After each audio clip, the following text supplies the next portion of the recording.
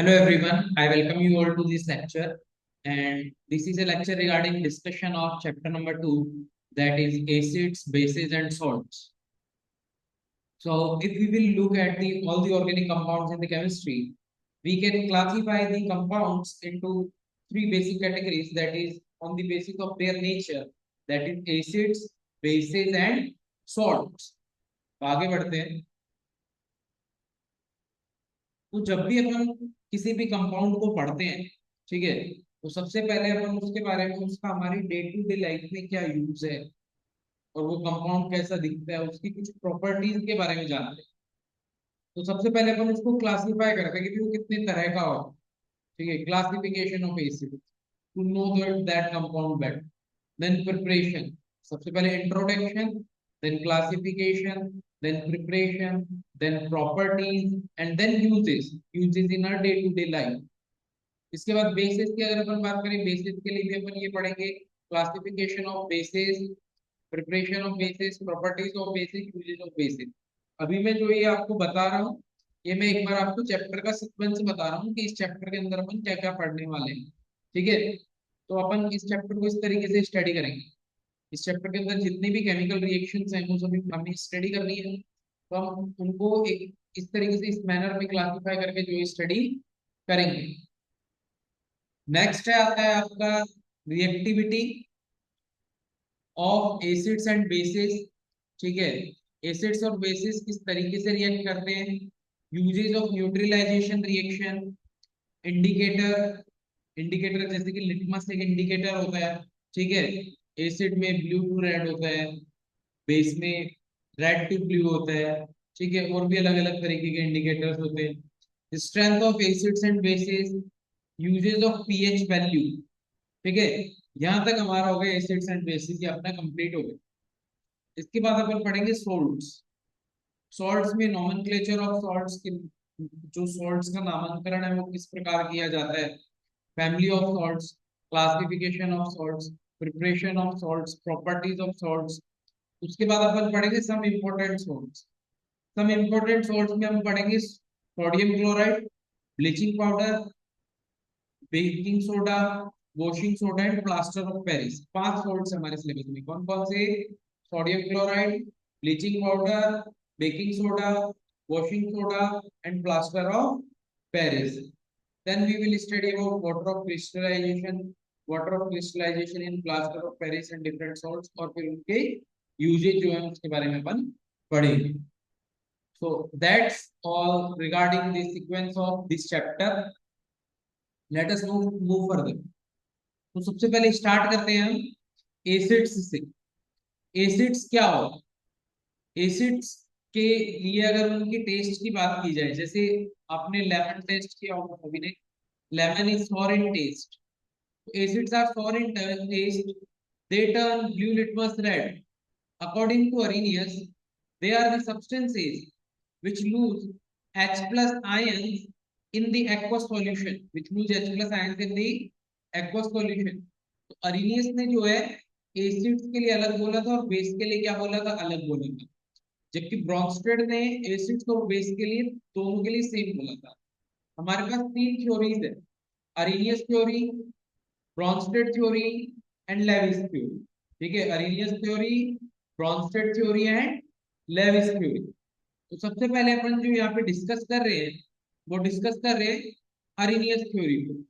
Arrhenius theory जो है, Arrhenius theory के अकॉर्डिंग H प्लस आयंस जो एक्वस सॉल्यूशन में प्रोड्यूस होते हैं और OH नेगेटिव जो एक्वस सॉल्यूशन में डिसॉल्व करने पे H प्लस आयंस को प्रोड्यूस करता है, वो क्या होता है, बेसिक होता है। Very important point is the aqueous solution. जो ये H प्लस आयंस प्रोड्यूस होते हैं, कोई भी एसिड जो प्रोड्यूस करेगा H प्लस आयंस को, वो एक्वस सॉल्यूशन में ही करेगा। जब एसिड 100% कंसंट्रेटेड है या फिर ओनली एसिड प्रेजेंट है, for example try HCL gas. HCL जो एक गैस है, एचसीएल लिक्विड नहीं है। हाइड्रोक्लोरिक एसिड जो हम बोलते हैं वो सॉल्यूशन होता है। वो क्या होता है, सॉल्यूशन होता है of the HCL gas in water. तो अगर हम यहाँ पे बात करें अरीनियस एसिड की, तो अरीनियस एसिड या फिर किसी भी एसिड या बेस की, ठीक है, तो वो अपना नेचर तभी शो करता है जब उसको पानी में डिसॉल्व किया जाता है। जब तक आप उसको वाटर में डिसॉल्व नहीं करेंगे तब तक वो अपना जो है नेचर शो नहीं करेगा। HCl, dry HCl gas cannot turn blue litmus red. Dry HCl gas cannot turn blue litmus red. Why? Because HCl can dissociate into H positive and Cl negative when it is dissolved in water. Okay, so that is the covalent bond. So वो इतना easily break नहीं होगा, ठीक है। तो ये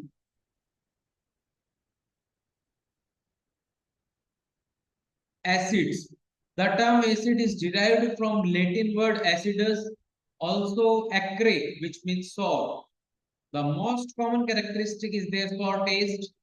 An acid is a substance that renders ionizable hydronium ion H3O positive, that is in its aqueous solution. That is also a very important point.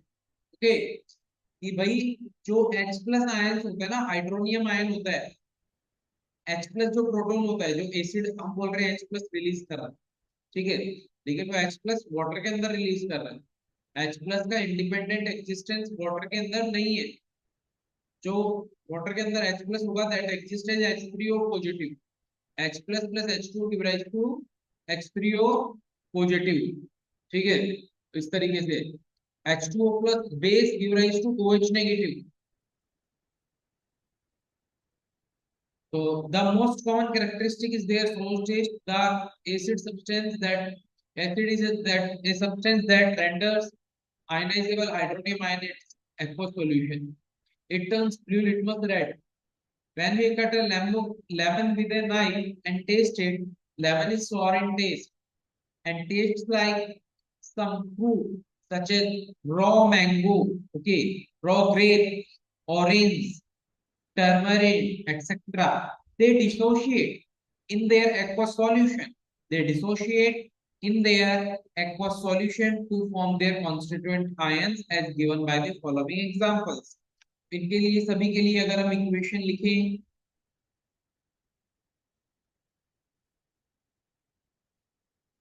तो जैसे आप HCl, HNO3, HClO4, H3PO2, इन तीन चारों के लिए तो इक्वेशन सेम होगी, ठीक है। मतलब HCl के लिए हो जाएगी HCl give rise to H positive plus Cl negative. Next है आपका HNO3, HNO3 का इक्वेशन होगा HNO3 give rise to H positive plus NO3 negative.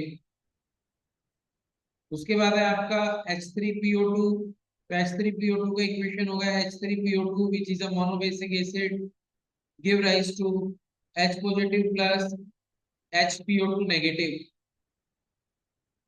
Okay, then H3PO3, H3PO3 की अगर हम बात करें, H3PO3 का जो इक्वेशन होगा H3PO3 plus H2O give rise to BOH whole for negative, BOH whole for negative plus H plus, ठीक है। तो ये जो बोरिक एसिड है आपका थोड़ा सा डिफरेंट बिहेवियर शो करता है, ठीक है। ये जो है एक OH नेगेटिव को क्या कर लेता है, एक्सेप्ट कर लेता है लॉन पेयर को OH नेगेटिव से, और then it produces H plus ion. इसके बाद जो डाइबेसिक एसिड्स हैं, डाइबेसिक एसिड का मतलब क्या होता है, बेसिसिटी कितनी हो गई 2। बेसिसिटी का मतलब होता है कि वो कितने H प्लस आयंस प्रोड्यूस कर रहा है, ठीक है। बेसिसिटी का मतलब क्या होता है कि वो कितने H प्लस आयंस प्रोड्यूस कर रहा है। तो COOH whole twice which is also known as oxalic acid, okay, oxalic acid, ठीक है। ऑक्जेलिक एसिड का अगर आप देखोगे COOH give rise to COO negative, COO negative plus 2H plus, yogi equation H2SO4 H2SO3 they will give rise to SO4 2 negative plus 2H plus, SO3 2 negative plus 2H plus, H3PO3 HPO3 2 negative plus 2H plus, ठीक है। Tribasic acid H3PO4 है तो PO4 3 negative plus में 3H plus, HNO3 give rise to H positive plus NO3 negative. Okay, so that is it. अभी हम देख लेते हैं Arrhenius concept of acids and bases को। According to Arrhenius concept of acids and bases, and acid is a substance that when dissolved in water increases the concentration of hydronium ion, increases the concentration of hydronium ion. The H3O positive, here hydrogen is bonded to three water molecules। okay, तो ये base के according, according to Arrhenius base क्या होता है, जो OH negative release करता है, hydroxyl ion release करता है। इस तरह से सेवेंटी अरेनियस की फोटो है, आप इसको याद रख सकते हो। ठीक है, ताकि आपको अरेनियस थ्योरी जो है वो याद रहे। अब हम जाएंगे क्लासिफिकेशन ऑफ एसिड्स पे। उससे पहले जो है ये इतना इम्पोर्टेंट तो नहीं है, ठीक है, लेकिन मैं बता देता हूँ। ठीक है, जो हमने तीन एसिड्स लिखे थे, sorry for this,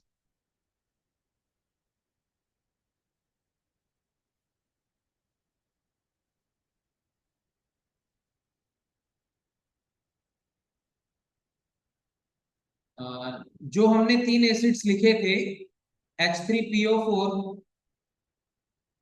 H3PO3, H3PO2। तो एक जेन्युइन सा डाउट स्टूडेंट जो है वो पूछ सकता है कि यहाँ पे, ये मैं इसलिए बता रहा हूँ क्योंकि बाकी एसिड्स में जनरली ऐसा नहीं है। जैसे HNO3 में एक ही एच है, H2SO4 में दो एच है, ठीक है, लेकिन H3PO2 में तीन हाइड्रोजन है, लेकिन फिर भी ये मोनोबेसिक एसिड है। ठीक है, तो इसका जो आंसर है वो इनकी स्ट्रक्चर में है। अगर H3PO4 का स्ट्रक्चर अगर हम देखेंगे तो इसमें थ्री OH बॉन्ड्स होते हैं। इसमें क्या होते हैं, थ्री OH बॉन्ड्स होते हैं। ये जो स्ट्रक्चर्स है ये हम वैसे तो 11वीं क्लास में पढ़ते हैं, इनको यहाँ पे पढ़ने की कोई खास जरूरत है नहीं। H3PO3 में एक पीएच बॉन्ड होता है, दो POH बॉन्ड होते हैं। H3PO2 में जो है दो पीएच बॉन्ड होते हैं और एक आपका POH बॉन्ड होता है। तो बेसिकली यहाँ पे जो है ये दो H+ रेंडर कर सकता है अपने सॉल्यूशन में, ये एक H+ रिलीज कर सकता है, और यहाँ से थ्री H+ आयंस जो है वो रिलीज हो सकते हैं। Okay, so that is it, that is regarding the nature of acid. तो इधर क्या है, ये जो POH बॉन्ड होता है, POH bond, so this bond is ionisable, this is ionizable, while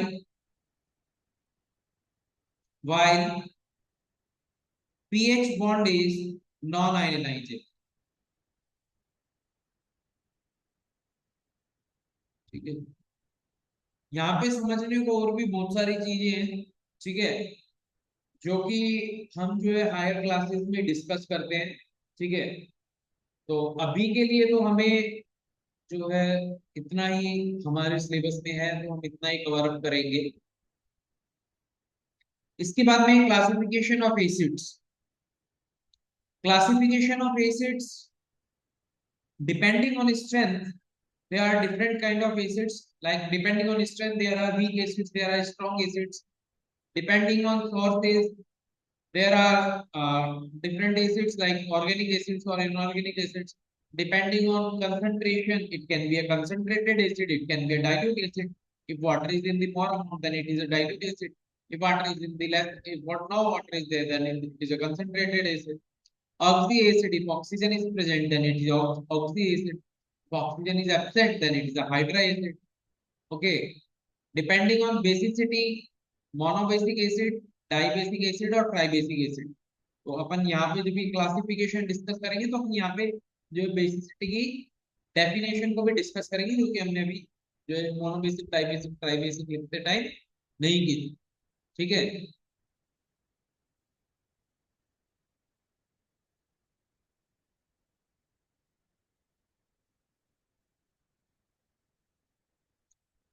सबसे पहला है depending on strength.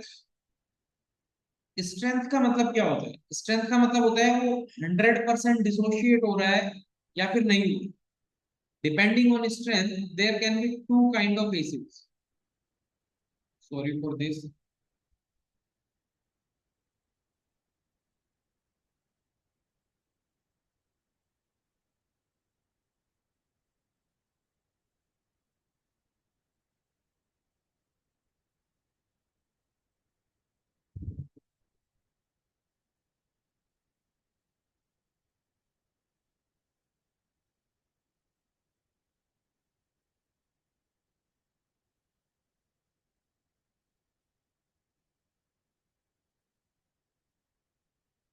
Depending on strength, there can be two kind of acids: strong acid and weak acid.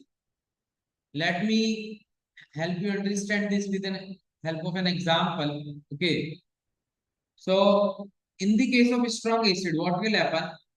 In the case of strong acid, suppose this is an acid.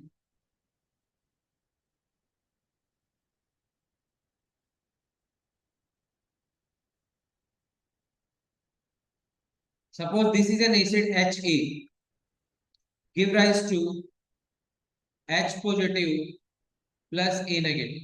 Okay. So if its initial number of moles is A, here it's 0, here it's 0 in the solution. Its final number of moles will be 0, and all the ions had been dissociated into ions. All the acid had been dissociated into ions. That is in the case of strong acid. That is the case of strong acid. Now let us have a look at the case of a weak acid. What happens in the case of a weak acid? In the case of a weak acid, the substance is not 100% ionized. Like if its initial concentration is C, or you can say initial number of moles is C, then and initially the H plus ions are 0 and A negative ions are 0. So the final number of moles is C minus C alpha. So there is some amount of Ha is present. Now what is this alpha? This much is not in our syllabus. Okay, again. Alpha का मतलब यहाँ पे degree of dissociation. Alpha का मतलब क्या है? Degree of dissociation. ये sir degree नई टर्म क्या आ गई? डिग्री आप समझ लो fraction of dissociation. Fraction of molecules dissociated. ठीक है. Fraction means out of one. You can understand. ठीक है. तो fraction of molecules dissociated.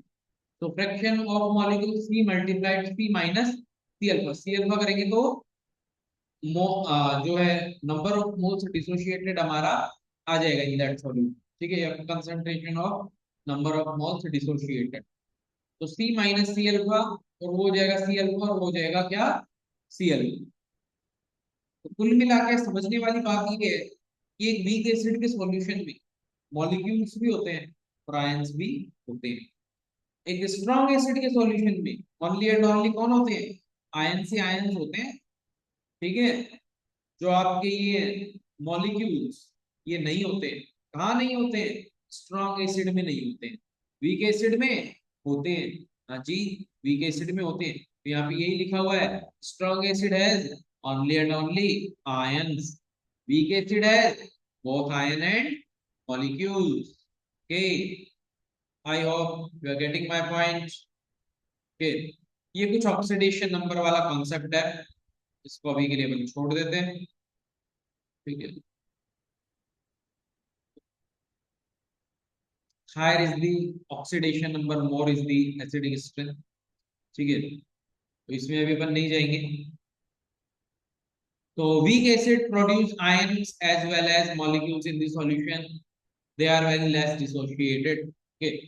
Generally strong acids में जो आपके आते हैं inorganic acids आते हैं. ठीक है. weak acids generally organic acids आते हैं, लेकिन weak में inorganic भी हो सकते हैं, जैसे कि H3PO3. के ये बात है.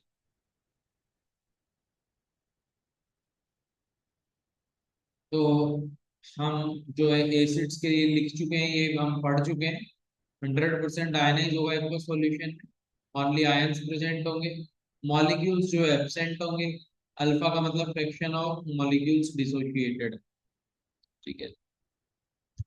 Weak acid, they are very less dissociated in the aqueous solution. They are very less dissociated in the aqueous solution.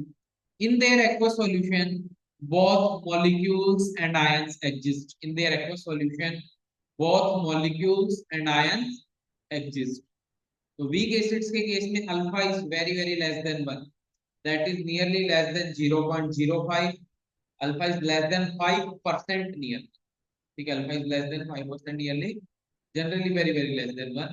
ठीक है, ये है इसके बारे में, वीक एसिड्स के बारे में बात है।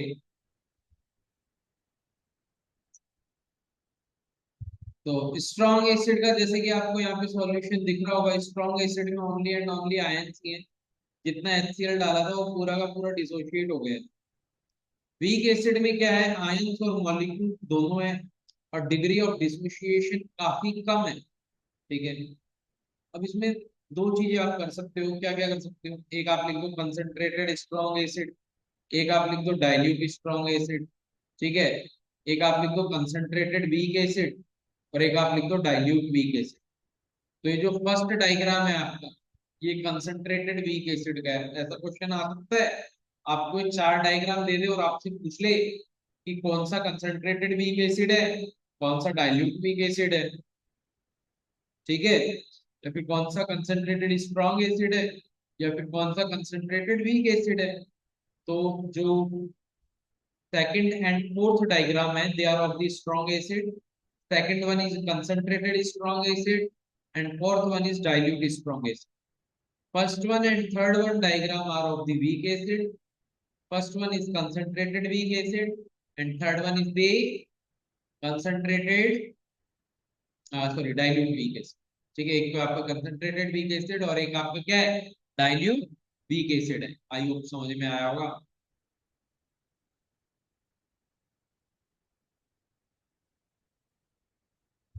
On the basis of dilution हम एसिड्स को दो ग्रुप्स में क्लासिफाई करते हैं, कंसंट्रेटेड एसिड और डाइल्यूट एसिड। अगर उसमें पानी कम, हम पानी की जो मात्रा है वो काफी कम है, तो वो क्या है, कंसंट्रेटेड एसिड है।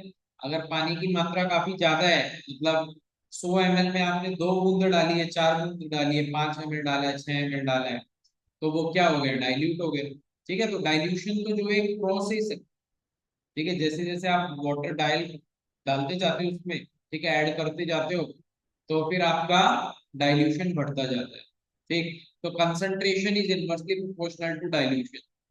जो कंसंट्रेशन होती है किसी भी एसिड की, that is inversely proportional to dilution. ठीक है, कंसंट्रेशन क्या होती है, इनवर्सली प्रोपोर्शनल टू डाइल्यूशन होती है, डिपेंडिंग ऑन दी सोर्सेज। कि भैया ये जो आप एसिड्स लेके आ रहे हो, इनका सोर्स क्या है, कहाँ से आ रहे हैं ये। ठीक है, तो depending on the sources, they are of two kind, one is the organic acid and other one is the inorganic acid. Organic acid क्या होता है, ऑर्गेनिक एसिड्स आर दो which are obtained from plants or animals and are usually naturally occurring, okay, and are usually naturally occurring. These acids are generally weak acids and do not ionize completely in the solution, hence contain ions as well as molecules in the solution, because unionized part remains as molecule in the solution. Okay, examples are acetic acid, which is also known as ethanoic acid. Acetum means होता है क्या, vinegar. एसिटम means क्या होता है, vinegar होता है, vinegar. ठीक है, ऑक्जेलिक एसिड, ठीक है, फॉर्मिक एसिड, फॉर्मिका मीन्स होता है रेड अंट, ठीक है, लाल चींटी। तो उसके जो डंक होता है उसके अंदर ये एसिड जो है प्रेजेंट होता है। ठीक है, methanoic, this is also known as methanoic acid. So these are the IUPAC names. जैसे एसिटिक एसिड का क्या लिख दिया, इथेनॉइक एसिड लिख दिया। फॉर्मिक एसिड का क्या लिख दिया, मिथेनॉइक एसिड लिख दिया। Oxalic acid, acetic acid and this one formic acid, these are the common names. Okay, ethanoic acid and methanoic acid are the IUPAC names. तो इसके बारे में अपन जो है कार्बन वाले चैप्टर में और ज्यादा डिटेल में पढ़ते हैं। ठीक है, तो सारा ऐसे गिचमच नहीं करेंगे, थोड़ा कंटेंट वाइज ही हम जो इसको स्टडी करेंगे। इनऑर्गेनिक एसिड्स और मिनरल एसिड्स, तो इनऑर्गेनिक एसिड्स वो एसिड्स होते हैं जो नेचर में प्रेजेंट नहीं होते हैं, जिनको लैब में सिंथेसाइज किया जाता है मोस्टली। ठीक है, in general, this is in general. अभी तो अपन लैब में ऑर्गेनिक को भी सिंथेसाइज कर सकते हैं, इनऑर्गेनिक सभी ऑर्गेनिक एसिड्स को लैब में। और डेफिनेशंस, ठीक है, organic acids are the acids which are usually obtained from plants and animals, जो कि यूजुअली कहाँ से मिल रहे हैं, प्लांट्स एंड एनिमल्स से मिल रहे हैं, ऑर्गेनिक सोर्सेज से मिल रहे हैं। जैसे कि आपने ऑर्गेनिक टर्म का यूज काफी जगह देखा भी हो इस तरीके से।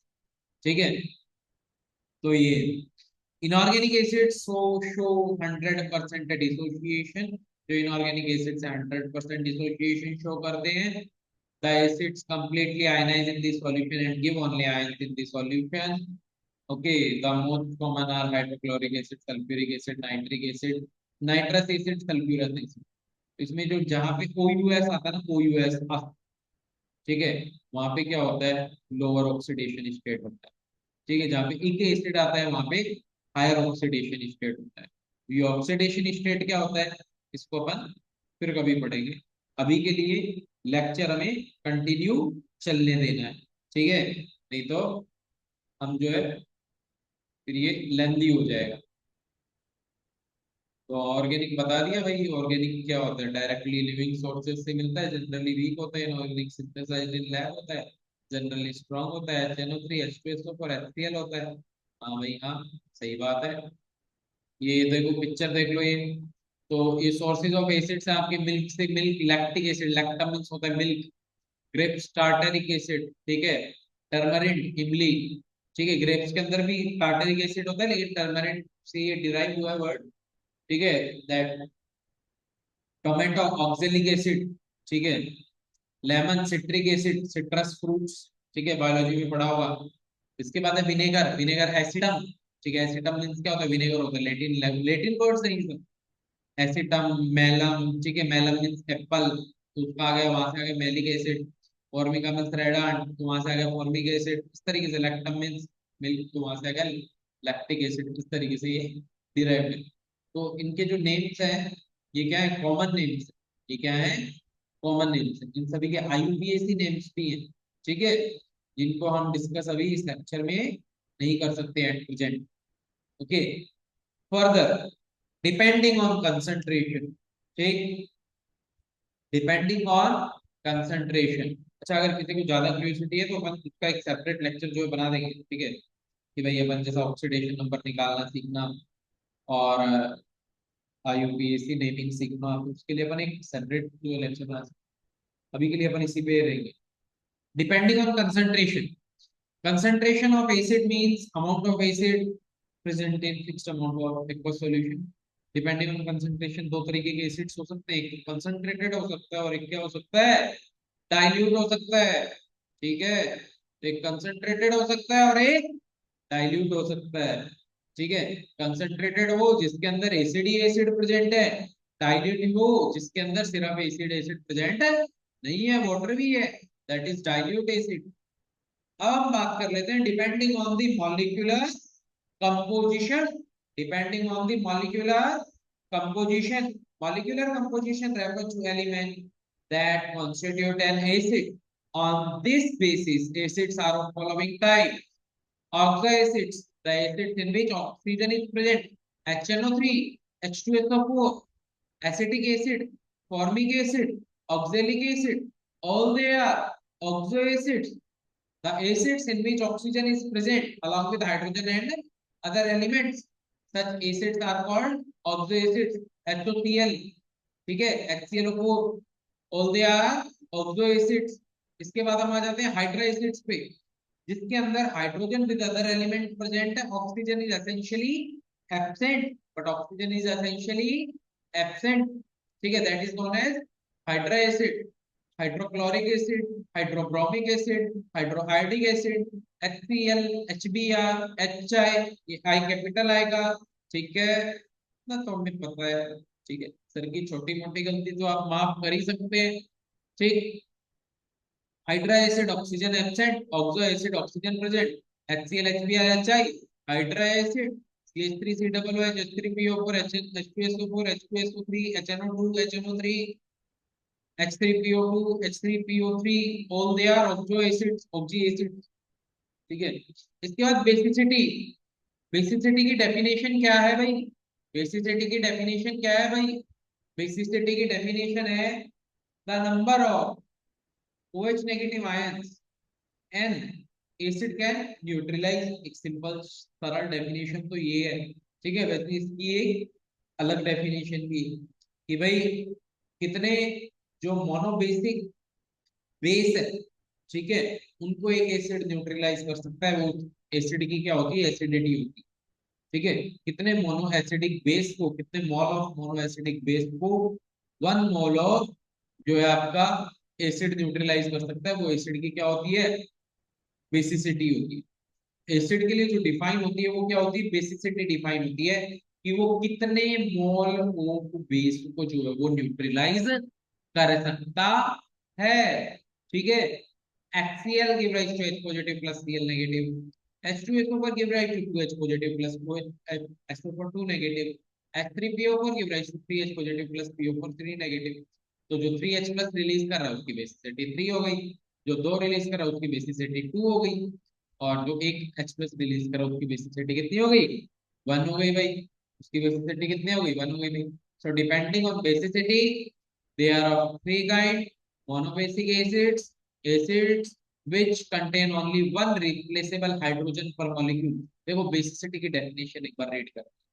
Basicity of an acid means the number of replaceable hydrogen atoms in one molecule of acid that can form hydronium ion in the solution। तो सिंपल सा बस तो यही है कि H प्लस कितने को रिलीज कर रहा है। आप उसको अलग अलग उसमें जो है लिख सकते हैं फॉर्मेट में, ठीक है। तो आपको क्वेश्चन रीजन में मिल सकता है कि बेसिसिटी ये चीज होती है या नहीं होती, तो आपको ऐसे लिख के दे सकता है जो स्टेटमेंट मैंने भी बोला था, ठीक है। इसके बाद है monobasic acids, acids that contain only one replaceable hydrogen molecule, जिसमें एक ही H प्लस होता है, वो मोनोबेसिक एसिड है। ये तो बता ही दिया है, ठीक है। ये dibasic acids, the acids that contain two replaceable hydrogen atoms per molecule produce two hydronium ion per molecule in the solution. These are sulfuric acid H2SO4, ठीक है। H2SO4 plus 2H2 gives rise to H3 positive plus SO4 2 negative. The dissociation can be shown in two steps also, ठीक है। 11th class में आप एक chapter पढ़ते हो equilibrium, ठीक है, आयनिक इक्विलिब्रियम। तो वहां पे जब भी आपको इक्वेशन लिखनी होती है तो आप इस तरीके से स्टेप वाइज ही लिखते हो, ठीक है। Specially weak acids. इसके बाद है tribasic acids, acids that contain three replaceable hydrogen atom per molecule produce three hydronium ion per molecule per solution, okay। that is phosphoric acid H3PO4, एक H प्लस बनता है H3PO4 से, तीन H plus बनते हैं H3PO4 से, ये अपन ने डिस्कस कर ही लिया था, ठीक है। इसके बाद सिलिसिक एसिड, ठीक है। तो सैलिसिक एसिड का जो है SiOH4, तो ये क्या प्रोड्यूस कर सकते हैं? 4H प्लस प्रोड्यूस कर सकते हैं। तो इसकी बेसिसिटी क्या होगी? 4। This is tetra basic. अब जैसे CH3COOH बोले सर इसमें भी 4H प्लस है, 4H प्लस थोड़ी रिलीज कर देगा, तो वो तो मैंने चीज बताई थी। आयनाइजेबल जो होंगे H प्लस वो रिलीज होंगे। अभी के लिए तो आपको इनको याद करना है 10th क्लास के सिलेबस के हिसाब से, ठीक है, कि भाई मोनोबेसिक कौन से हैं, डाइबेसिक कौन से, ट्राइबेसिक। आप 11th में जो है इलेक्ट्रोनेगेटिविटी पढ़ के, इलेक्ट्रोनेगेटिविटी डिफरेंस पढ़ के, फिर कई सारी चीजें अपन को डिस्कस करनी पड़ेगी। तो अपन अभी मोड में नहीं जाएंगे, उसके लिए अपन एक सेपरेट लेक्चर बना सकते हैं, ठीक है। अभी के लिए इतना ही। किसी भी प्रकार की कोई त्रुटि रह गई हो, कोई गलती हो गई हो तो क्षमा प्रार्थी हूं मैं, ठीक है। And suggestion and feedbacks are most welcome. आप सजेशन दें, फीडबैक दें, सब कुछ वेलकम ही वेलकम है, ठीक है। So thanks for watching the video. If you are up to here in this lecture, thank you very much for listening me. Have a great day, bye bye, take care, okay.